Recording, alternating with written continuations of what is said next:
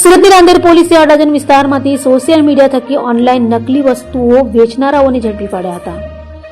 સુરતની રાંદેર પોલીસ પાસેથી મળતી માહિતી મુજબ રાંદેર પોલીસની ટીમ દ્વારા અડાજણ બસ ડેપો ખાતે આવેલ હબ ટાઉનમાં આવેલા પાનના ગલ્લાઓ અને વિવિધ દુકાનોમાં સઘન કોમ્બિંગ હાથ ધરવામાં આવ્યું હતું. આ તપાસ દરમિયાન કોમ્પ્લેક્સના 5મા માળે આવેલી દુકાન નંબર 503 અને 507 શંકાસ્પદ જણાઈ હતી. પોલીસ તપાસમાં દુકાનોમાંથી નામી આંતરરાષ્ટ્રીય બ્રાન્ડ નામે વેચાતા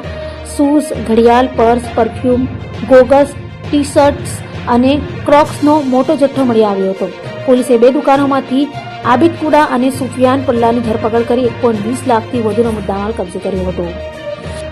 રાંદેર પોલીસ સ્ટેશનની ટીમ દ્વારા અડાજણ બસ ડેપોમાં આવેલ હબટાઉનમાં એક કોમ્બિંગની કામગીરી કરવામાં આવે, જેમાં હબટાઉનમાં આવેલ તમામ પાનના ગલ્લા તથા અન્ય દુકાનો ચેક કરવામાં આવે,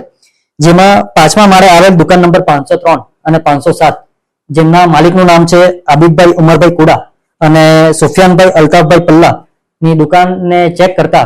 બ્રાન્ડેડ કંપનીના અલગ અલગ બ્રાન્ડેડ કંપનીના શૂઝ, ઘડિયાળ, purse, perfume, goggles, T shirts, Crocs મળી આવેલ અને એમને બિલો રજૂ કરવા જણાવતા બિલો રજૂ કરેલ નહીં અને વધુ વિગત પૂછતા એમને જણાવેલ કે અમે આ જે શૂઝ છે એને અમારી અલગ અલગ જે વેબસાઇટ્સ બનાવવામાં આવેલ છે, shoe escapes, classic bag, classy purse, classic kicks, સુગાઝમ, અર્બન ડ્યુડ, કિક બઝ અને ફેશન આઈના જેવી વેબસાઇટ અને ઇન્સ્ટાગ્રામ પેજ પર અમે આનું વેચાણ કરીએ છીએ. અને વધુ વિગત પૂછતા એમની એમઓ એ રીતની હતી કે આ શૂઝ, પરફ્યુમ્સ બધી અલગ જગ્યાએથી મેળવી અને એ બ્રાન્ડના બોક્સીસ બીજી જગ્યાએથી મેળવી એ બોક્સમાં પેકેજિંગ કરીને ઓલ ઇન્ડિયા એ લોકો ડિલિવર કરતા હતા,